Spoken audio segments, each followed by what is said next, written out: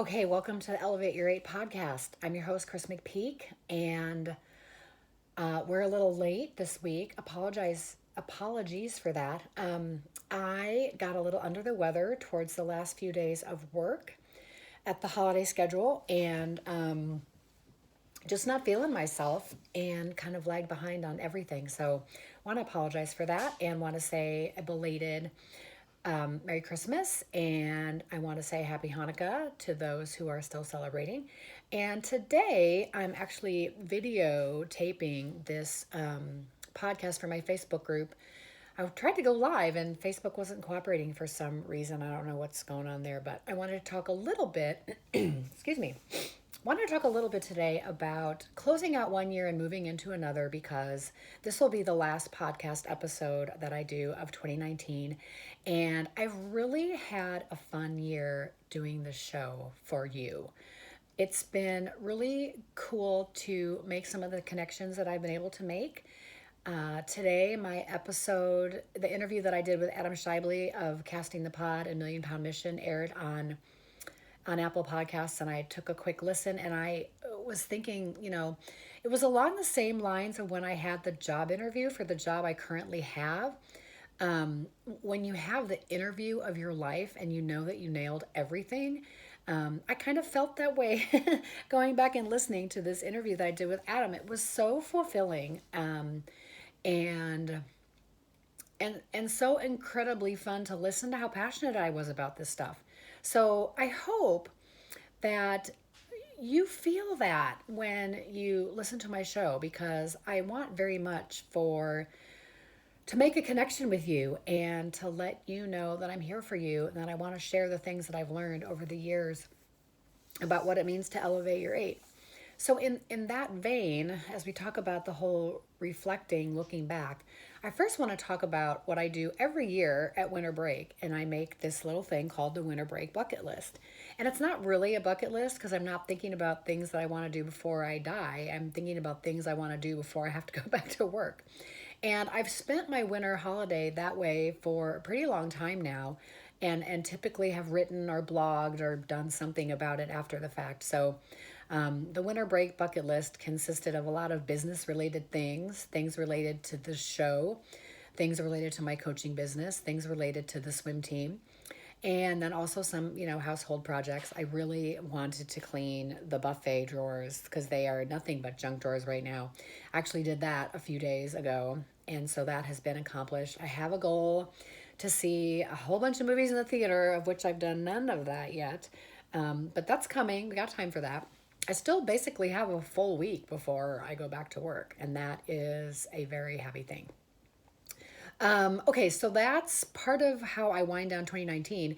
Then the other thing I do is I tend to find some other blogger, podcaster, or online personality who has written something about like how to evaluate your year. 2 years ago, I used Natalie Bardot's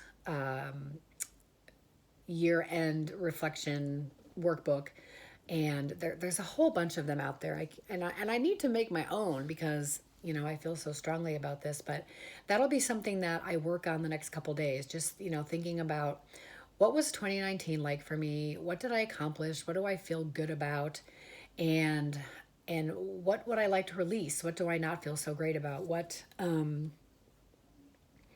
didn't go as planned, and how I could possibly fix that or do it again. I follow Gretchen Rubin on the Happiness Project and her podcast that she does with her sister called Happier. And she and her sister, whose name I'm not going to remember her name, but they do a list. They do a list of things for every year. So for 2018, there was a list of 18 for 18 for 2019. And I did that for the first time this last year. And if you want to learn some of my results, you can just go to my Instagram. I've been posting about that throughout the year at Christmas Peak, KrisMaspeak. So I've been reflecting a bit on that. Some things from 2019 I definitely got done, like taking my hubby on a non-swimming related vacation. I finished all of my knitting projects that were still open and unfinished, and then I left half of them in Chicago in a hotel room when I went to Chicago in July for a family reunion. That did not end the way I wanted it to, but I got the knitting projects done. I have managed to read one new book a month on paperback, so Audible doesn't count because I'm on Audible all the time. And then there are a handful of things that I didn't make happen this year to save $1,000. I did not make that happen, and I'm not even going to tell you why because it's just stupid. And I also did not pay off my shitty Ford Focus, which was another big goal that I had for 2019. Becoming plant-based and living a vegan lifestyle specifically. I've been wanting to do that for quite some time. And I made some strides with the dairy thing for a little while. So those are some things. And so I have a handful of these from 2019 that are now becoming carryovers because I'm doing a list of 20 things for 2020. And that's a perfect segue to the next part of what I want to talk about is during this winter break, not only do I reflect on the previous year, but I set my goals and think about the things I want to achieve in the upcoming year.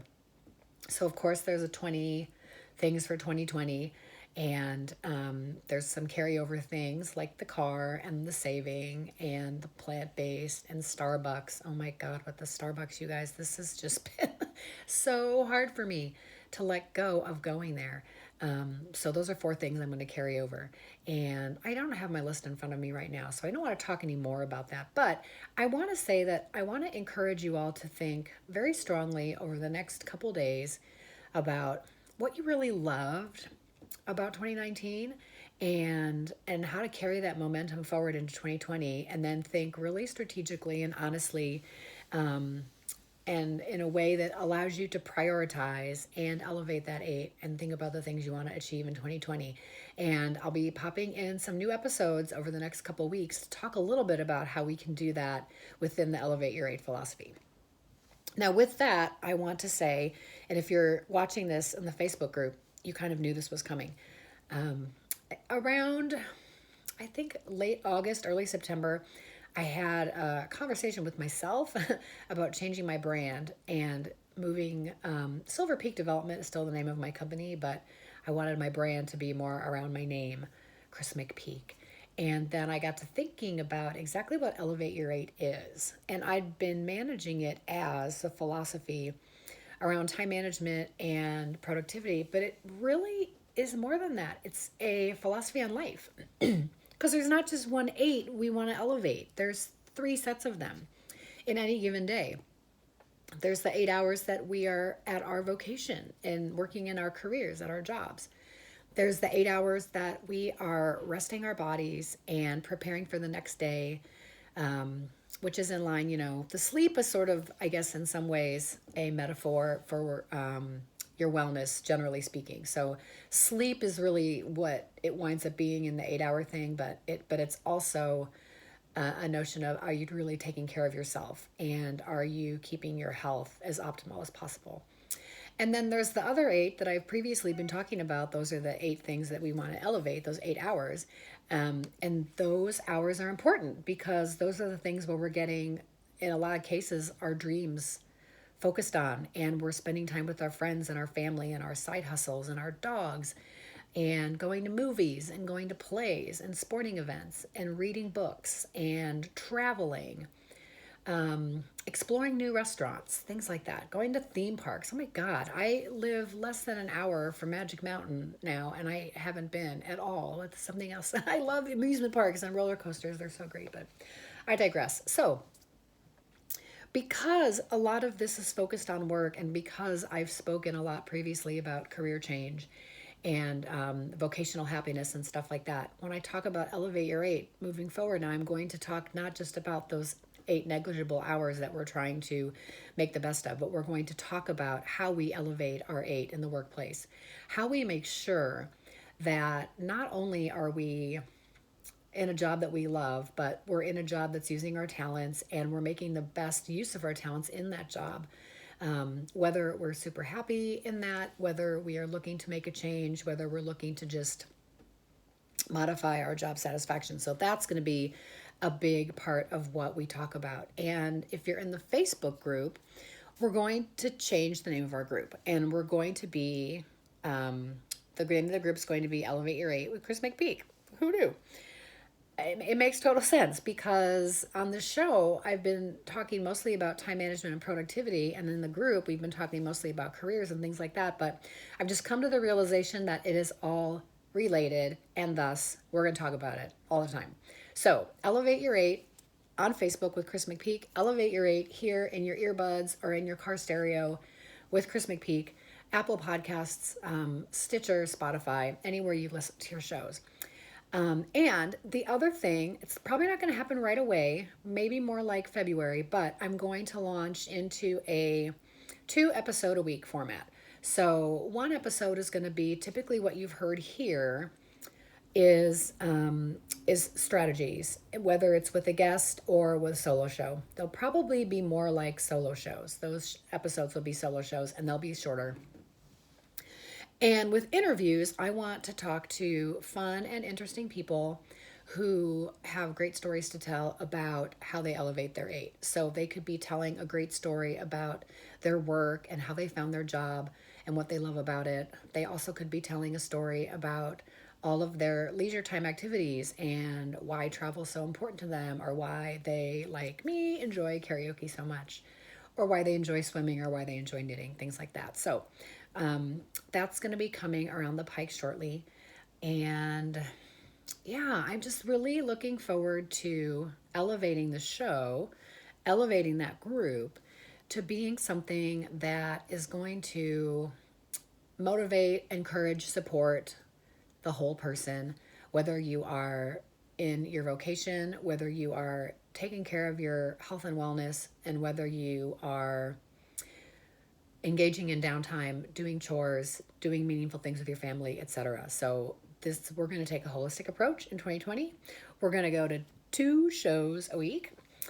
Eventually, probably not right away, more like February, I think. And yeah, I want to be here for you and provide the stuff that you need to elevate your eight across the board. And with that, I'm going to go back to the day, go back to my day, and you'll go back to your day doing whatever that you're doing. So again, this is Chris McPeak. You've been listening to the Elevate Your Eight podcast. Have a incredible rest of your day, and I'm out of here.